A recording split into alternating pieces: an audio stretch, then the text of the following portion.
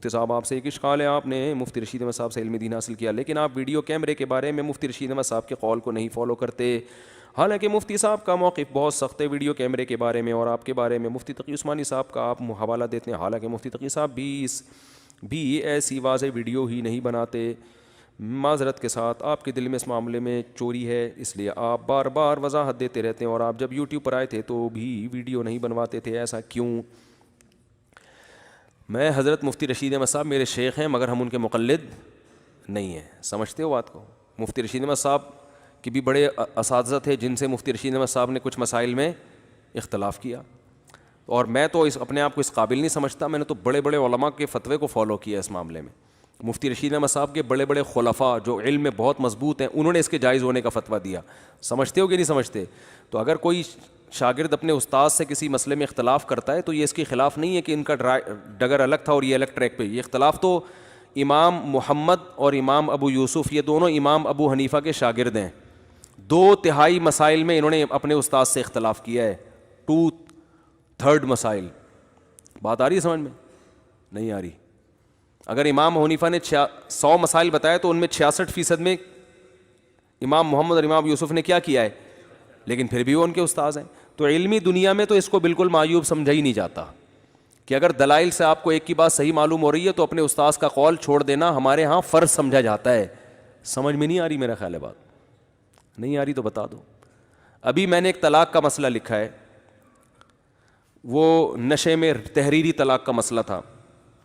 تو اس میں جب وہ جامعۃ الرشید میں مسئلہ گیا تو اس میں ہمارے اساتذہ کا اختلاف ہوا اور بہت سے لوگوں کا اختلاف ہوا. وہ ایک رائے پہ جمع نہیں ہو پا رہے تھے کیونکہ ظاہر ہے دلائل بعض دفعہ ایسے ہوتے ہیں انسان کنفیوز ہو جاتا ہے. تو میرے جو استاذ ہیں ان کی رائے اس بارے میں کچھ اور تھی، جو میرے بہت سینئر استاذ ہیں، اور میرے جیسے ناقص جس کو مجھے اپنی رائے کہتے ہوئے بھی شرم آتی ہے، میری رائے اس بارے میں، میری رائے یہ تھی کہ طلاق نہیں ہوئی، ان کی رائے یہ تھی کہ طلاق ہو گئی ہے. اور میری رائے کی تائید ایک اور سینئر مفتی نے بھی کی تھی، صرف میں اکیلا نہیں تھا. تو میرے استاذ نے خود مجھے اجازت دی ہے کہ آپ کی اگر رائے یہ ہے اور یہ دلائل آپ کو لگتے ہیں تو آپ اپنی رائے کے مطابق سوال کرنے والے کو فتویٰ بولو بھائی دے دیں. انہوں نے کہا میں اس پہ سگنیچر نہیں کروں گا. تو میں نے پھر اپنے سگنیچر اپنی اسٹیمپ کے ساتھ ان کو فتویٰ دیا. تو میرے استاذ کو اس پہ کوئی تکلیف، بولتے کیوں نہیں؟ انہوں نے کہا ٹھیک ہے. حالانکہ میں ان سے بہت چھوٹا ہوں، مجھے میری رائے بھی نہیں، اور اس کی تائید ایک اور مفتی سینئر مفتی سے بھی ہو رہی تھی. تو علمی دنیا میں اس کو بالکل بھی معیوب نہیں سمجھا جاتا. سمجھ میں آ رہی ہے بات؟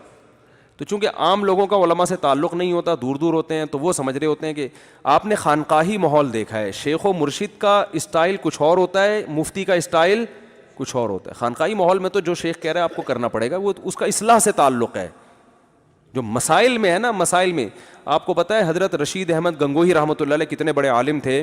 یہ بیت تھے حاجی امداد اللہ مہاجر مکی رحمۃ اللہ علیہ سے، اصلاحی تعلق تھا ان سے، اللہ اللہ سیکھا کرتے تھے. سمجھ رہے ہو نا؟ بڑے پیر و مرشد تھے حاجی امداد اللہ مہاجر مکی ان کے. تو حضرت مفتی رشید احمد گنگوہی رحمۃ اللہ علیہ نے ایک دن ایک مسئلہ بتایا مجمع میں. کسی نے ان کو پرچی بھیجی کہ آپ کے شیخ کی رائے اس بارے میں کچھ اور ہے، وہ اتنے بڑے بزرگ ہیں، ان کی رائے کچھ اور ہے.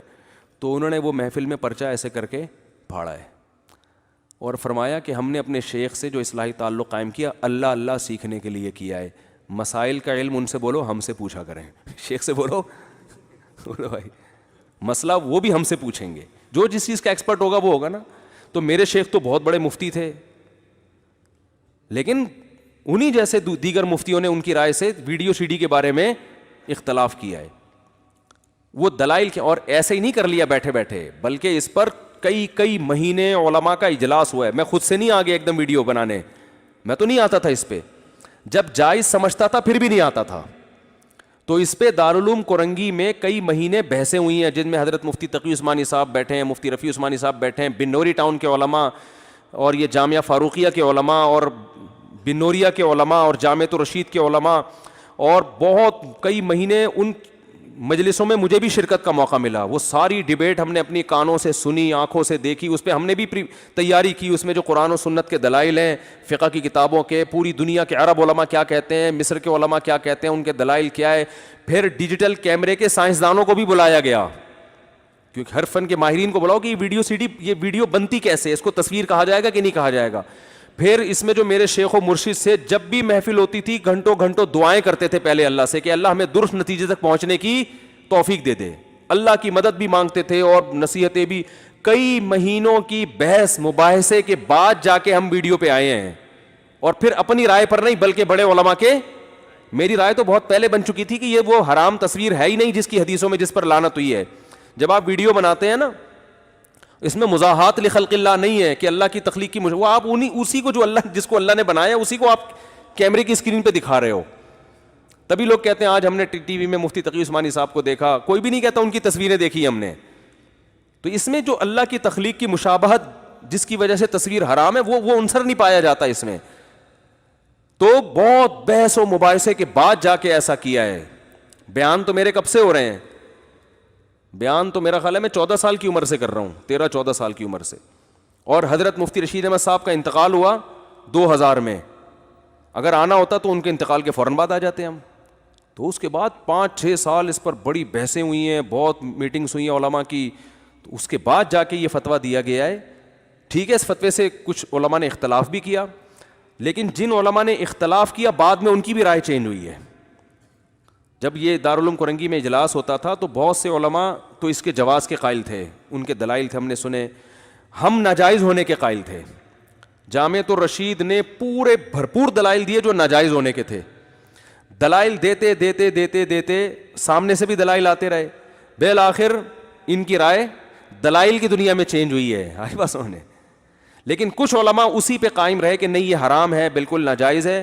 اور بالآخر ان میں سے بھی بہت سے علماء کا موقف بعد میں چینج ہوا ہے. تو اتنے سارے علماء جب ایک چیز پر آ گئے تو اس کے بعد آپ مجھے کہہ رہے ہو کہ آپ کے دل میں چور ہے اور آپ اپنے شیخ کی مخالفت کر رہے ہو. شیخ کی نہیں بھائی, ہمیں جو بات علماء کی پوری مجالس کے بعد کئی مہینوں کی میٹنگ کے بعد جن میں ڈیجیٹل کیمرے کے ایکسپرٹ بھی آئے اور مفتی حضرت مفتی تقی عثمانی, مفتی رفیع عثمانی اور دارالعلوم مفتی نظام الدین شامزئی رحمۃ اللہ علیہ بھی زندہ تھے. وہ بھی پہلے ناجائز کہہ رہے تھے. ان میٹنگ میں شرکت کے بعد ان کی رائے بھی کیا ہو گئی, جائز. اور وہ ٹی وی پہ آ کے انہوں نے پہلا انٹرویو دیا. پھر نہیں آ رہی بات. وہ کہاں کے تھے جب پہلی میٹنگ تھی نا, اس میں حضرت مفتی نظام الدین شامزئی شہید رحمۃ اللہ علیہ بھی اس کو حرام اور ناجائز کہہ رہے تھے. لیکن جب ڈیبیٹ ہوتی ہے, چاروں طرف سے دلائل ہوتے ہیں, بہت ہر پہلو پہ غور کیا جاتا ہے, تو ان کی رائے چینج ہوئی اور انہوں نے پھر ٹیلی ویژن میں آ کے اپنا انٹرویو ریکارڈ بھی کروایا. آ رہی ہے بات سمجھ میں. تو اتنے بڑے بڑے علماء, میں کبھی بھی اپنے آپ کو اس قابل نہیں سمجھتا کہ سارے علماء ایک طرف جا رہا ہوں اور میں کہوں میری رائے ہے. یہ جملہ آپ نے میرے زبان سے کبھی بھی انشاءاللہ نہیں سنا ہوگا اور نہ موت تک کبھی شاید آپ یہ جملہ سنیں. تو ہم تو کچھ بھی نہیں ہے, ہماری کیا اوقات ہے, اندھوں میں کاڑا راجا والا حساب ہے ہمارا تو. لیکن اتنے بڑے علماء کی تصدیق کے بعد اور اتنے اس کے بعد جا کے تو, اور پھر بھی علماء نے یہ نہیں کہا کہ آنا جائز ہے, انہوں نے کہا آنا فرض ہے. بہت سے علماء کی یہ رائے کہ نہیں آؤ گے تو میدان ہاتھ سے نکل جائے گا, سارے باطل لوگ آ کے اس میدان پہ قبضہ کر لیں گے. اور ہمیں آنے کے بعد پتہ چلا کہ اگر نہیں آتے تو یہ کتنا بڑا جرم ہو جاتا. بس انہیں آنے کے بعد, کیونکہ ایسے ایسے ایتھیس لوگ مسلمان ہو رہے ہیں, ہندو مسلمان ہو رہے ہیں. پچھلے ہفتے ایک ہندو نے ٹیلی فون پہ کلمہ پڑھ کے مسلمان ہوا انڈیا میں. اب آپ بتاؤ, میں یہ تصور کر سکتا الفلاحی وجہ میں بیان کر کے کہ میں اس ہندو تک اسلام کی دعوت پہنچاؤں گا. وہ کہہ رہے ہیں مجھے اسلام پہ بہت سارے اعتراضات تھے, بہت سے تو ڈاکٹر ذاکر نائک نے حل کر دیے. کہہ رہے کچھ رہ گئے تھے وہ آپ کے بیانات سے ختم. اگر ڈاکٹر ذاکر نائک ویڈیو نہ بناتے وہ ہندو مسلمان ہوتا, وہ پنڈتوں کی تقریریں سن رہا ہوتا, وہ لوگ جو اسلام کا غلط تصور پیش کر رہے ہیں ان کی تقریریں سنتا رہتا. تو بھائی اگر آپ اپنے آپ کو اہل حق سمجھتے ہو تو آپ کو تبلیغ کے لیے وہ گھوڑا, اس گھوڑے پر بیٹھنا پڑے گا جس گھوڑے پر وہ بیٹھا ہوا ہے. باطل گھوڑوں پہ آ کے لڑائی کر رہا ہے اور آپ پہیاں جا رہے ہو, آپ چنچی میں بیٹھ کے جا رہے ہو. تو فتح کس کی ہوگی میرے بھائی؟ باطل کی ہوگی. تو جو ذریعہ باطل نے اختیار کیا ہے, بلکہ میں تو یہاں تک اب تجربوں کے بعد پہنچا ہوں کہ باطل جو جدید ذریعہ استعمال کرے نا, علماء کو اس پہ پہلے آ جانا چاہیے, باطل سے پہلے وہاں پہنچا. میں لوگوں سے کہتا ہوں انگلش 50 سال پہلے علماء کو سیکھنی چاہیے تھی. اور اب میں اس کی تحریک چلا رہا ہوں دینی مدرسوں میں. جیسے پہلی جماعت میں عربی پڑھائی جاتی ہے, پہلی جماعت میں جس اسٹائل میں عربی پڑھائی جا رہی ہے اسی اسٹائل میں انگلش, کیونکہ مستقبل میں انگلش چلے گی. مستقبل کی زبان انگلش ہے, جس ٹریک پہ ہم چل رہے ہیں. جتنی تحقیقات ہیں وہ انگلش میں ہوں گی. اردو میں بہت اردو کی حفاظت تو بہت ضروری ہے. تو اردو کے ساتھ کس کو فوکس کرنا ہے؟ میں اردو کی اہمیت کی کمی کا قائل نہیں. اردو گئی تو پھر آپ کے جو ساری تہذیبی کی ایسی کی تیسی ہو جائے گی. لیکن جتنے اہتمام سے علماء عربی اور اردو سیکھتے ہیں اسی اہتمام سے آپ کو انگلش سیکھنی پڑے گی. اور اگر 50 سال پہلے سیکھ جاتے تو ملک میں بہت بڑا انقلاب آ چکا ہوتا. جو لبرل لوگوں نے ایک طوفان بدتمیزی میڈیا پہ مچایا ہوا ہے نا, علماء کے خلاف اور مدارس کے خلاف اور دین کے خلاف, وہ طوفان نہ ہوتا. ہر شعبے میں اہل علم ہوتے. تو یہ ہے ایک ہماری رائے ہے. پھر بھی بہت سے علماء ابھی بھی ناجائز کہتے ہیں تو ہم ان کی رائے کا بھی احترام. میرے ایک استاذ ہیں, وہ بھی میرے بڑے قیمتی استاذ ہیں, میں 3 سال سے ان کے پاس ہدیے لے کے جا رہا ہوں. وہ کہہ رہے ہیں جب تک ویڈیو بنانے سے توبہ نہیں کرو گے میں ہدیہ قبول نہیں کروں گا. ایسے بھی ہیں اور ایسے استاذ بھی ہیں, وہ کہہ رہے ہیں بھائی آپ کیوں اتنا لیٹ کیوں آئے ہو, آپ کو تو پہلے آنا چاہیے تھا. لیکن دونوں میرے استاذ ہیں. میں جب عمرہ کرنے گیا تو دونوں استاذ اتفاق سے عمرے پہ لے کے آئے. تو ایک تراویح میں ایک استاذ کے ساتھ پڑھتا تھا کہ یار ان کے ساتھ کھڑے ہو کے پڑھنے میں مزہ آتا ہے. دوسری تراویح میں دوسرے استاذ. دونوں کی رائے میں زمین آسمان کا فرق.